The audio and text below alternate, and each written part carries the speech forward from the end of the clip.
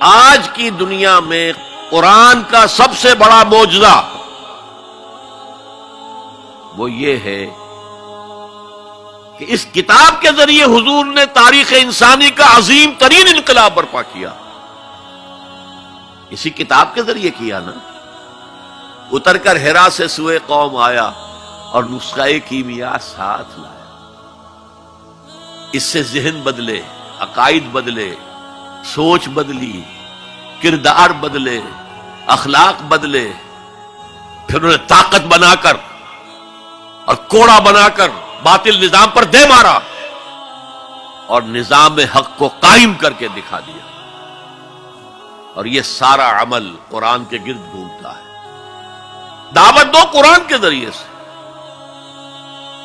میں نے آج جمعے میں ایک مثال دی تھی کہ 5ویں جماعت سے سائنس کا مضمون شروع ہوا تو پہلا تجربہ جو ہم سے کرایا گیا وہ یہ تھا کہ لکڑی کا برادہ، جہاں لکڑی چیری جاتی ہے تو نیچے برادہ جمع ہو جاتا ہے، اور لوہ چون یعنی آئرن فائلنگز، ان کو گڑبڑ کر دیا، کہا انہیں علیحدہ کرو.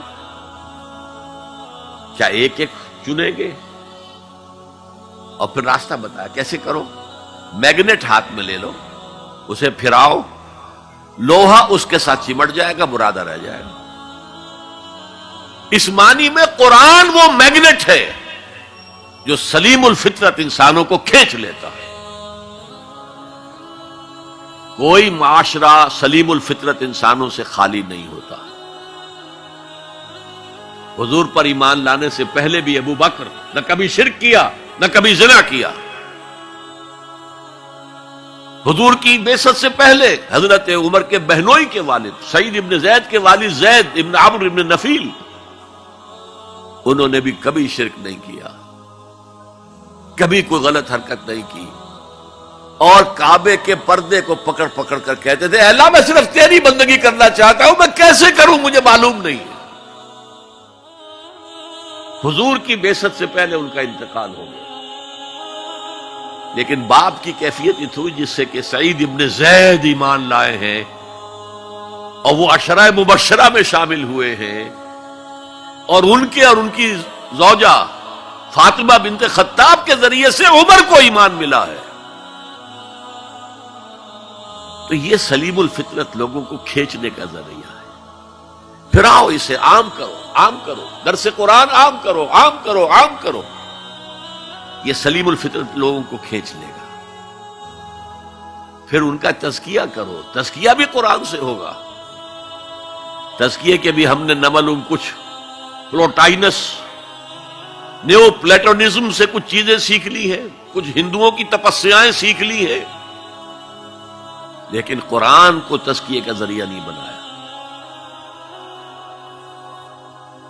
صوفی پشمینہ پوش و حال مست، از نوائے شعلہ قوال مست، در نمی سازد بقرآن محفلش. قرآن سے اس صوفی کی محفل خالی ہے. وہاں قوال کے اس سے حال آ رہا ہے، حال آ گیا، قوال کے شعر سے حال آ گیا.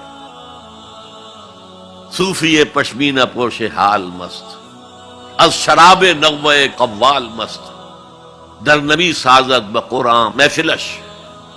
قرآن کے ساتھ درسازی نہیں. لیکن حضور کے طریقہ کار دیکھیے. حضور کی سیرت کے 2 حصے ہیں. ایک حصہ ہمیں بہت معلوم ہے، غزوہ بدر، غزوہ احد. اولین کتابیں بھی جو لکھی گئی سیرت میں وہ مغازی تھی، کیونکہ یہ لوگوں کے نزدیک اہم چیزیں تھیں، اہم واقعات تھے، مغازی، غزوات. لیکن یہ بدر کے جو 313 آدمی تھے یہ فراہم کیسے ہوئے تھے؟ کس مارکیٹ سے لائے گئے تھے؟ کس میتھڈولوجی سے انہیں تیار کیا گیا، پختہ کیا گیا، ٹرین کیا گیا؟ یہ ہے غور طلب معاملہ. قرآن نے جہاں وہ بات جو پہلے کہہ چکا ہوں، هو الذی ارسل رسولہ بالہدی ودین الحق لیظہرہ علی الدین کلہ، وہی ہے اللہ جس نے بھیجا اپنے رسول کو صلی اللہ علیہ وسلم الہدا دے کر، قرآن حکیم، اور دین حق دیا ہے، نظام دیا ہے، معتدل نظام دیا، عادلانہ نظام دیا. سسٹم آف سوشل جسٹس دیا تاکہ اسے غالب کرے، قائم کرے. یہ ہے مقصد بعثت محمدی صلی اللہ علیہ وسلم. باقی کسی نبی کے لیے یہ الفاظ نہیں آئے، نوٹ کر لیجئے. حضور کے لیے 3 مرتبہ آئے، سورہ توبہ میں آیت نمبر 33، سورہ فتح میں آیت نمبر 28، سورہ صف میں آیت نمبر 9، 3 دفعہ یہ الفاظ آئے. نظام کو قائم کر کے دکھاؤ. جس دور کا آغاز آپ سے ہو رہا ہے اس دور میں اصل اہمیت نظام کی ہوگی. ایک بڑا پیارا جملہ یاد آیا ہے شاہ ولی اللہ دہلوی کا. اگر کسی معاشرے میں تقسیم دولت کا نظام غلط ہو جائے تو اس کے 2 نتیجے نکلتے ہیں اور دونوں انتہائی تباہ کن.